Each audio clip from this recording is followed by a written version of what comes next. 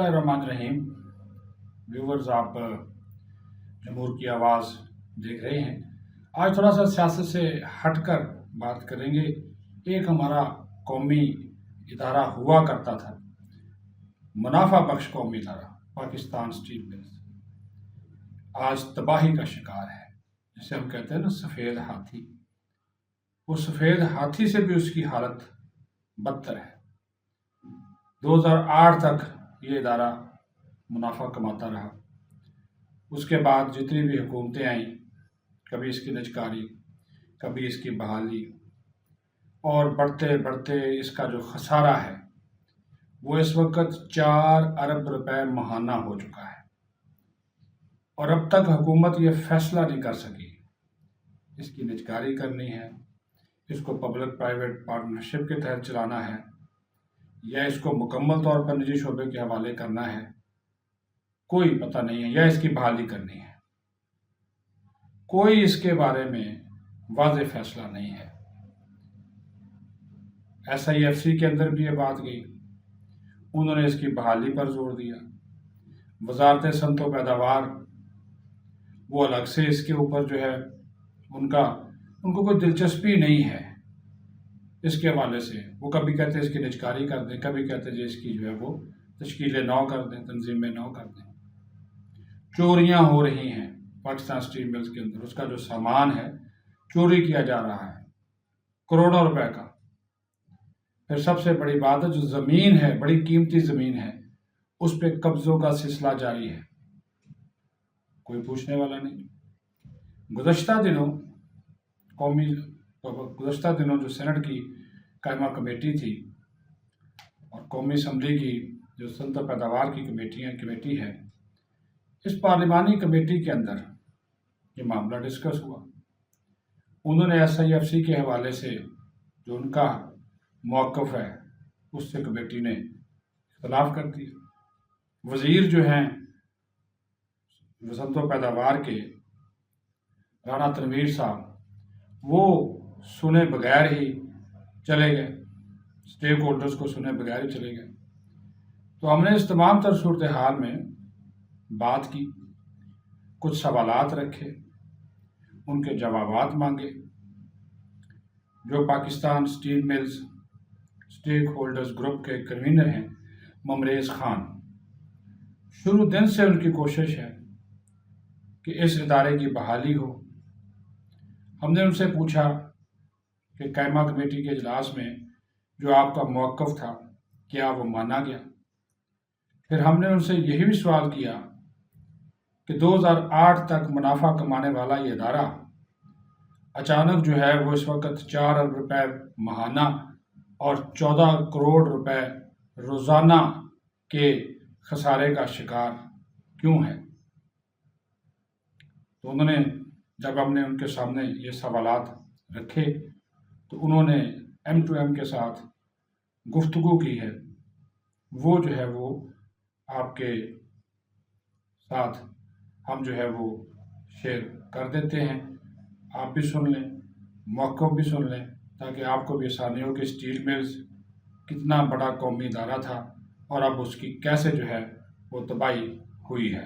आइए ममरेज़ खान की जो गुफ्तगू है वो सुनते हैं। जी, पाकिस्तान स्टील मिल के मुतल्लिक़ा ये 15 अगस्त 2024 को नेशनल असम्बली स्टैंडिंग कमेटी की मीटिंग थी इस्लामाबाद में, जिसमें PSMC स्टेक होल्डर ग्रुप और इंसाफ लेबर यूनियन ने ख़त लिखा था और चेयरमैन बोर्ड ऑफ डायरेक्टर ने, हम तीनों को उन्होंने इनवाइट किया नेशनल असम्बली स्टैंडिंग कमेटी ने।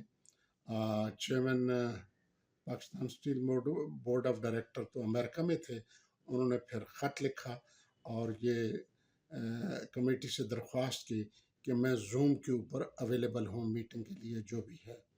और इंसाफ लेबर यूनियन और PSMC स्टेक होल्डर ग्रुप जो है, हम वहाँ पे खुद हाज़िर हुए और we are thankful to chairman national assembly standing committee जिन्होंने हमें परमिशन दी।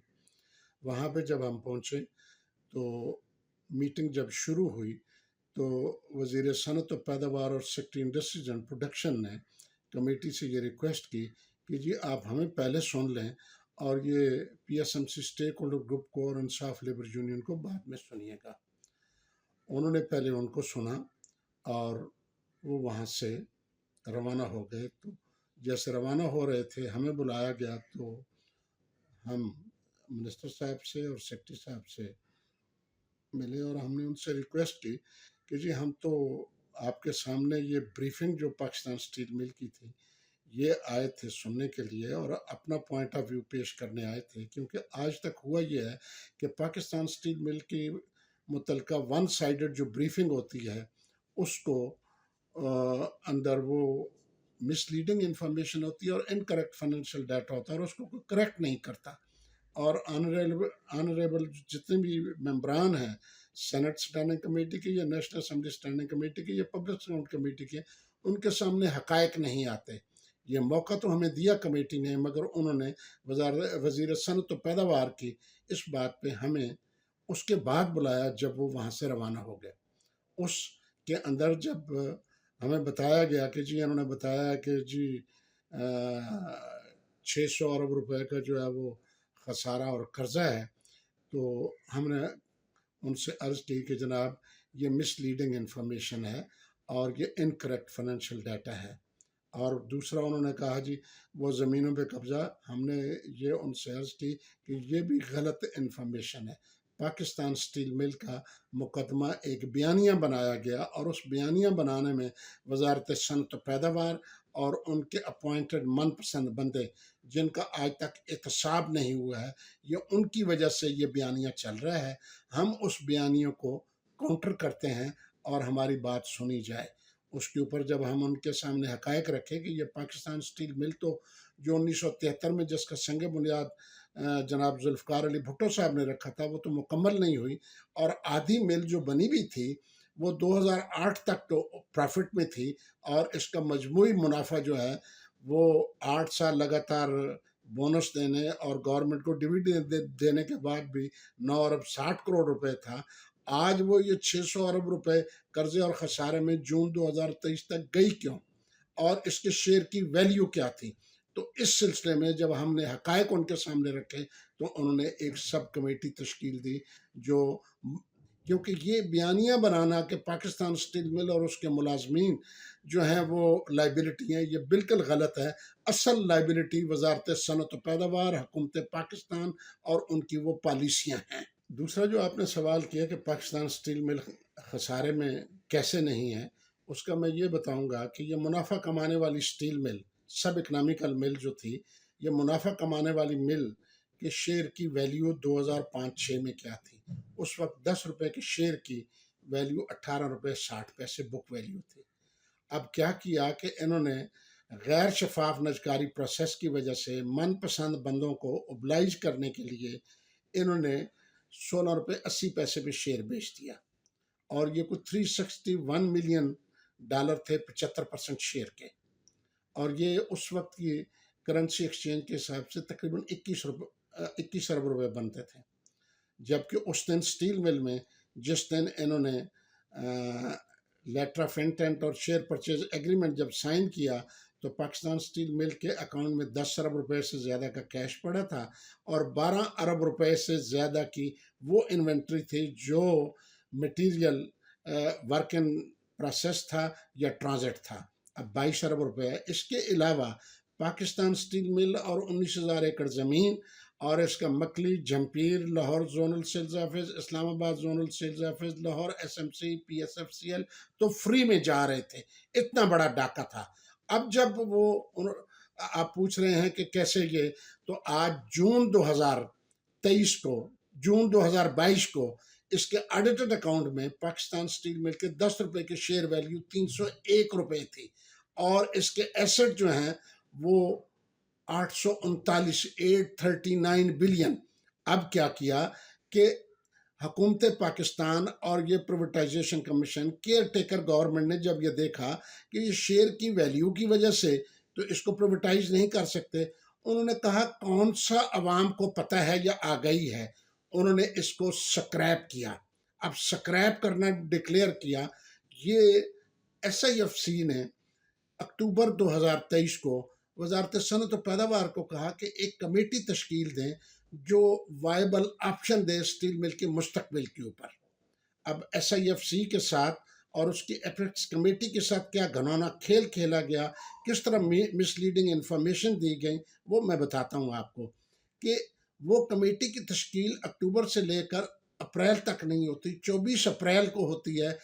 उस कमेटी के कन्वीनर जो होते हैं वो सेक्रेटरी इंडस्ट्रीज एंड प्रोडक्शन होते हैं, और उस कमेटी का सेक्रेटरी पाकिस्तान स्टील मिल का कॉर्पोरेट सेक्रेटरी होता है, और उसका मेंबर कौन होता है? CBA पाकिस्तान स्टील मिल इंसाफ लेबर यूनियन, और एक मेंबर टेक्निकल सर्विसेज का एक्टिंग डायरेक्टर। ये 3 आदमी होते हैं, बाकी दूसरे लोग होते हैं। अब उस कमेटी की तश्कील तो होती है 24 अप्रैल 2024 को, मगर उसकी मीटिंग आज तक नहीं हुई। जब हमने ये कमेटी को बताया और उनसे ये सवाल किया कि ये SIFC को किसने डाटा फ्राहम किया जिसके ऊपर उन्होंने स्टील मिल की स्क्रैपिंग और इस्टेब्लिशमेंट ऑफ जोन किया है, क्योंकि स्टील मिल की स्क्रैपिंग करने के लिए और इस्टेब्लिशमेंट ऑफ जोन के लिए काउंसिल ऑफ कॉमन इंटरेस्ट से अप्रूवल लेनी होगी। पाकिस्तान स्टील मिल के एम्प्लॉइज जो मुबीना तौर पर 2009 से 12% के शेयर होल्डर हैं, और उनके एम्प्लॉइज ट्रस्ट फंड में ये शेयर ट्रांसफ़र नहीं किए गए, जब तक उनको इतमाद में नहीं लेंगे नहीं कर सकते। और तीसरी बात कि सेटलमेंट ऑफ लाइबिलिटी, ये सुप्रीम कोर्ट ने 2019 में फैसला किया था कि पाकिस्तान स्टील मिल की ज़मीन या इसका कोई भी एसेट बेचकर सेटलमेंट ऑफ लाइबिलिटी नहीं की जा सकती। जबकि PSMC स्टेक होल्डर ग्रुप ने 2017 में जब ये 8,800 एकड़ ज़मीन विदाउट वैल्यूएशन नेशनल बैंक और स्विस सदर्न गैस को दे रहे थे, तो उस वक्त ऑफ़र किया था कि हम ज़मीनें बेचे बगैर ये पाकिस्तान स्टील मिल की लाइबिलिटी की सेटलमेंट कर सकते हैं अगर हुकूमत अपनी ज़िम्मेदारी पूरी करे। तो उस वक्त इन्होंने वो मामला वारदात न डाल सके 2017 में। अब इनके पास ये मौका था केयर टेकर हुकूमत के पास कि उन्होंने ये वारदात डाली कि SIFC के कंधे पे रखकर। और मैं आपके इस प्रोग्राम के तवस्सुत से जनाब वज़ीर आज़म पाकिस्तान, जिनका सारा तजर्बा लोहे की कामयाब मिलें चलाने का है, और चीफ अवामी स्टाफ जो SIFC एपेक्स कमेटी के मेंबर हैं, उन तक ये पहुंचाना चाहता हूं कि वो माफिया जो प्राइवेट सेक्टर और वो जो ब्यूरोक्रेसी है वो मिल के ये वारदात डाल रहे हैं और मिसलीडिंग इंफॉर्मेशन आपको दी है। पाकिस्तान स्टील मिल अब भी बहाल हो सकती है। स्टील मिल कभी खसारे में नहीं थी, उसको खसारे में ले जाने के लिए वजारत सनत व पैदावार और हुकूमत पाकिस्तान ने मनपसंद बंदे अपॉइंट किए और आज तक उनकी परफॉर्मेंस का नहीं किया। पाकिस्तान स्टील मिल का ऐसा फिट केस है कि आप जितने भी हमारे रियासती स्टोन हैं उनकी अकाउंटेबिलिटी के लिए कि उनकी कारकर्दगी से मुल्क को फ़ायदा क्या हुआ।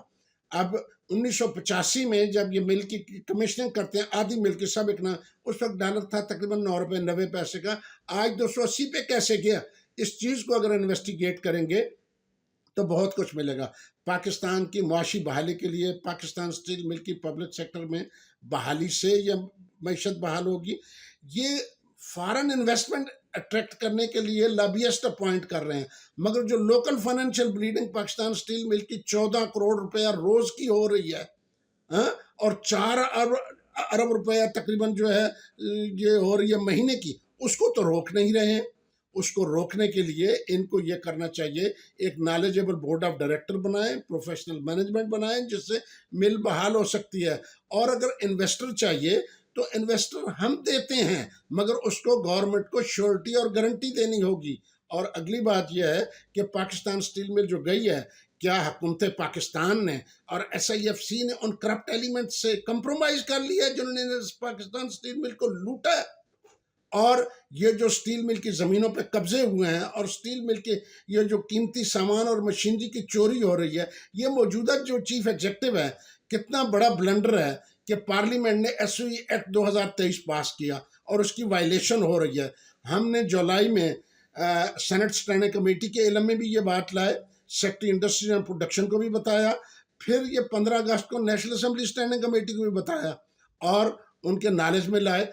کوئی اس پہ پارلیمنٹ میں آواز نہیں اٹھا رہا. وزارت صنعت و پیداوار بلا خوف و خطر، اور ہمارے وزیر صنعت و پیداوار صاحب سینٹ میں جب بیان کر رہے ہیں یہ 2001 میں مل پرائیویٹائز، اس کا مطلب ہے کہ ان کو کسی نے بریف ہی صحیح نہیں کیا.